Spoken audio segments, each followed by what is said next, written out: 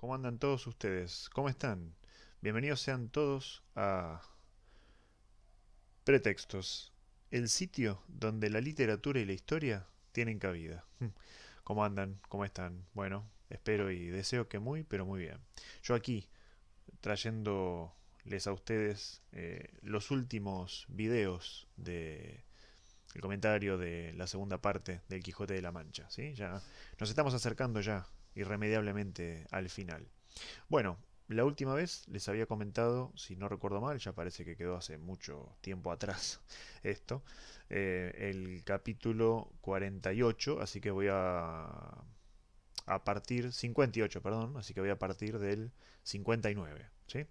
Bueno, una vez que ya Don Quijote y Sancho pudieron escapar, ¿no?, de los toros, recordemos que ya no están más bajo el cuidado, digamos, o la burla, mejor dicho, de los duques, ¿sí? Ya Don Quijote y Sancho han podido continuar con su camino, así que bueno, se dirigen ahora a Barcelona, ¿no? Bueno, se sientan, ¿sí?, a descansar, se asean, comen algo. En realidad el que come es Sancho, porque Don Quijote está un poco sumido en sus pensamientos. Y Don Quijote divisa una venta, ¿sí?, que en este caso le llama la atención a Sancho y creo que un poco al narrador también, no confunde con un castillo. Entonces, bueno, llegan a la venta. eh, y bueno, Sancho encarga comida, ninguna sorpresa. Y allí Don Quijote escucha dos personajes, ¿sí?, un tal Don Jerónimo y Don Juan, que hablan acerca del Quijote apócrifo. Hay que decir que estos últimos capítulos, tengo entendido, le sirvieron en parte a Cervantes para criticar, ¿no?, la obra de, digamos, esa segunda parte apócrifa o el famoso muy a su costa, digamos, ¿no? Porque en fin, el famoso Quijote de Avellaneda, digo, ¿no? Famoso, digo, por la continuación de esa primera parte, si no, no sería famoso, ¿no? Queda claro. Famoso a la sombra de Cervantes. Y entonces, bueno, Don Quijote interviene, se presenta, ¿sí? Le dan el libro a él, lo ojea y ya encuentra dos o tres tachas, ¿no?, que nombran en el capítulo. Y bueno, de alguna manera los invitan a cenar y bueno, ellos, digamos, acceden, ¿no? Bueno, el otro día se despiden y siguen su camino. Bueno, en el capítulo que sigue, ya el capítulo 60, ¿sí? Como les decía, ellos se dirigen a Barcelona. Tengamos en cuenta que si el plan original era ir a Zaragoza, a esas famosas justas, bueno, en cuanto Don Quijote se entera, aquí hay un juego literario interesante, bueno, donde no, pero acá, ¿no? Don Quijote se entera entonces que en esa segunda parte apócrifa, ¿no? Él mismo, escrito con otra pluma, ¿no? Va a ir a Zaragoza, entonces dice, no, le va a salir mal el intento a este autor o a este coronista o cronista porque yo no pienso hacer lo mismo, ¿sí? Así que decide ir con Sancho a Barcelona, ¿sí? Eh, bueno, muy bien. Aquí vuelve de nuevo el tema de los azotes, ¿sí? Parece que Sancho es tardo, lento, digamos, en azotarse a sí mismo y bueno, a cada oportunidad que tiene, Don Quijote enseguida saca el tema, ¿no? Estaba un poco pesaroso porque duraba tanto, ¿no?, el encanto de Dulcinea y bueno, sabiendo que Merlín le había dicho que si su escudero se azotaba, ¿no?, unas cuantas veces, miles de veces de hecho, el encanto iba a desaparecer, así como por obra de magia. Entonces, bueno, vuelve a la carga Don Quijote y Sancho, de alguna manera, bueno, se resiste siempre, vamos a decirlo, ¿no? Puede darle largas al asunto, puede decirle a su señor que él mismo se va a azotar, que Merlín había dicho también, recordarle que los azotes no se los tiene que dar otro que es él mismo, y que si se los diese otros, bueno, no estarían bien dados o no contarían, ¿no?, digamos, para el número final que él tenía al que tenía que llegar, ¿sí? Bueno, eh, entonces entrando ya en la ciudad de Barcelona, son sorprendidos por un tal Roque Guinart y una especie de banda de bandoleros, ¿sí?, de forajidos, ¿no?, que salteaban, los famosos salteadores de caminos. Esto parece que en su momento y en su época sucedió, así que es otro toque de realismo que tiene la novela, ¿no? El lector de la época, sabiendo quién era Roque Guinart, bueno, aparece tal vez un poco deformado, pero bueno, sabiendo a quién se hace referencia, al personaje histórico, quiero decir, bueno, yo creo que no podríamos decir otra cosa más que Sancho y Don Quijote respirando en el libro, digamos, ¿no? Así de vivos, así de nítidos están, ¿no? Así de realistas son en algún punto. Eh, bueno, entonces, este señor Guinart, que parece que es bastante, digamos, bastante civilizado, más allá de que sea el jefe de la banda, les devuelve entonces a Don Quijote y a Sancho lo robado, ¿sí?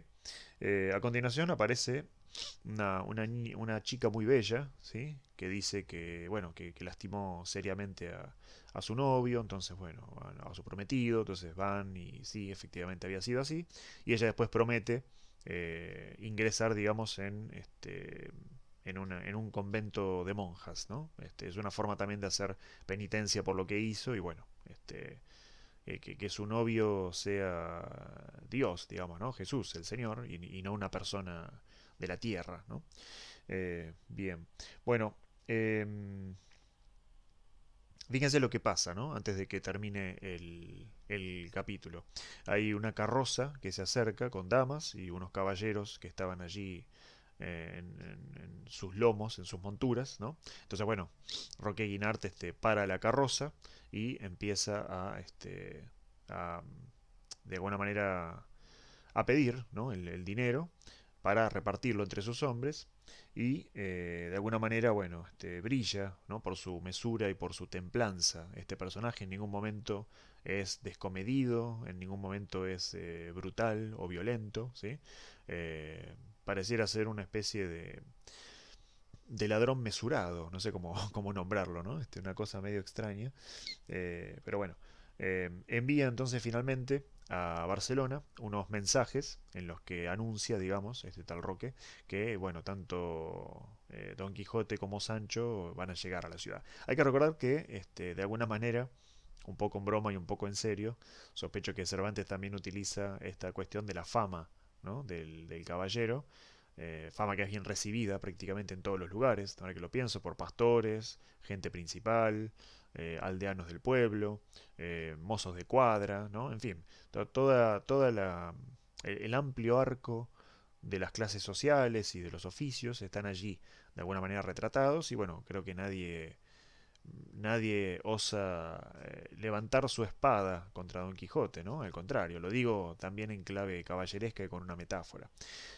Bueno, muy bien, muy bien. Bueno, entonces en el capítulo que sigue, ¿sí? En el capítulo 61, ¿sí? Llegan entonces Don Quijote y Sancho justo en el día en el que se celebra el Día de San Juan, ¿sí? Eh, entonces hay una salva de artillería, ¿no? Entre los barcos y los defensores del fuerte, ¿no? Es parte del festejo, leí ahí en un pie de página. Bueno, aparece un enviado de Roque que se presenta y entonces le pide a Don Quijote que lo acompañe, ¿sí? Cosa que Don Quijote hace. Y bueno, antes digamos, de entrar en la ciudad, eh, dos jóvenes pícaros, podemos decir. No sé si al mismo nivel de un Lázaro de Tormes, porque aquí la picardía no tiene que ver con la comida, pero dos mozos, ¿no? Hacen que tanto Don Quijote como Sancho, al entrar en la ciudad, al momento de entrar en la ciudad, caigan de sus monturas, porque creo que habían pinchado las ancas, ¿no? Del burro y del caballo, así que bueno, ese es el resultado final, digamos, ¿no? Bueno, un suceso extraño ocurre en el capítulo 62, ¿sí? Don Quijote se encuentra con un extraño artificio, una especie de cabeza parlante. Ahí en el capítulo también se explica, digamos, cómo esto puede llevarse, ¿no? A buen término. Entonces, es interesante porque a Don Quijote le dicen que, bueno, que efectivamente hay una cabeza parlante, una cabeza que está fija, digamos, en una mesa y que echa una pregunta, elabora la respuesta y la dice, ¿no? Entonces, tanto Sancho como Don Quijote, como el señor Moreno, si no recuerdo mal, hacen cada uno una serie de preguntas y efectivamente, ¿no? La cabeza responde siempre. Una cosa que parece, no sé si decir de mandinga, pero sí algo que si alguien no conoce, ¿no? Un procedimiento que si alguien no conoce cómo está hecho, realmente puede pasar por fidedigno y verdadero, ¿no? Leí también en un pie de página, me pareció interesante, que en este capítulo, tanto por la cabeza esta parlante o encantada, como por la visita de Don Quijote a una imprenta, ¿sí? En la que habla también con eh, los distintos las distintas personas, ¿no? Que realizan ahí sus oficios, el señor que está en la caja, la persona que hace las traducciones, ¿sí? Bueno, etcétera, etcétera. Decía, hay un pie de página en mi edición que dice, y me parece bastante razonable, que, bueno, los caballeros andantes, con bastante razón, digamos, vamos a decir, habitualmente son extraños en el mundo marino, no hay muchos que peleen en el mar, a eso me refiero, siempre en tierra, y además está esta cuestión de la cabeza y la imprenta como un acercamiento de Don Quijote, del personaje, a la técnica, ¿no? A todo un mundo técnico que por supuesto desconoce, si bien sabemos que el personaje había vendido muchas tierras que tenía para comprar libros, pero nunca había trabajado en una imprenta, digamos. Lo que él hace es comprar el producto final, ¿sí? Que son los libros en su casa, que son los autores del daño, si recordamos allá por enero los primeros videos, ¿no? Los primeros capítulos.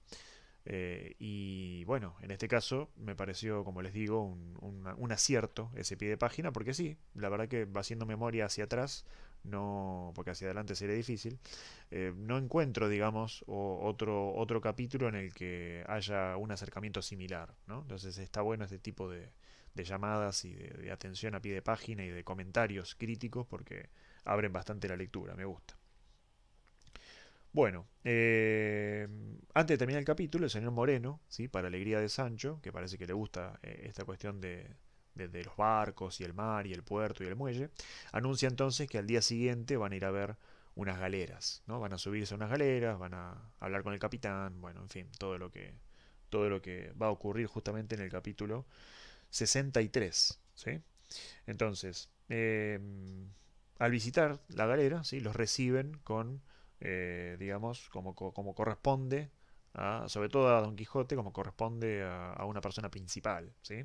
Es decir, hay disparo de cañones, ¿sí?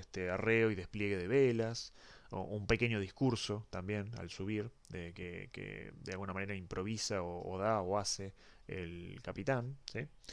Y entonces, digamos, bueno, Sancho advierte, ¿no? La cantidad de personas que estaban allí remando y a él lo trasladan en el aire, cosa que resulta bastante curiosa y graciosa al lector. Entonces Don Quijote le pregunta al capitán si era costumbre hacer eso con los invitados, que él no tenía, Don Quijote, ninguna intención de que lo hicieran con él. Y justo en ese momento, ¿sí? Digamos, divisan un barco enemigo que creo que se estaba acercando a la costa. Recordemos que, bueno, Barcelona tiene playa, entre otras cosas, y bueno, entonces el barco donde Don Quijote y Sancho están se pone en movimiento justamente para apresarlo, justamente para que no se les escape, ¿no? Bueno, hay disparos de arma de fuego, ¿no? Alguna baja por allí, y encontramos, ¿no? Una historia, un relato enmarcado, que es el de Ana Félix, ¿no? Una cristiana que estuvo de alguna manera, bueno, eh, viviendo en Argel y que cuenta, digamos, sus desgracias, ¿sí? Cuenta sus desventuras, vamos a decir, tanto al lector como a los personajes, ¿sí? Entonces es un relato enmarcado de matiz aventurero, ¿sí? Hay por supuesto toda no sé si decir intriga, pero por lo menos un tapiz, ¿sí? Un tejido que pasa por lo emocional, digamos, por lo amatorio, por el amor, básicamente.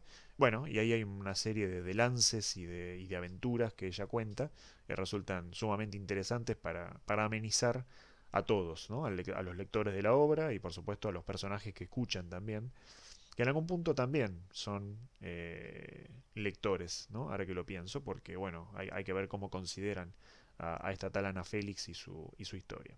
Bueno, esto ha sido todo por hoy. Les mando un abrazo grande. Muchísimas gracias por verme y que estén todos muy bien.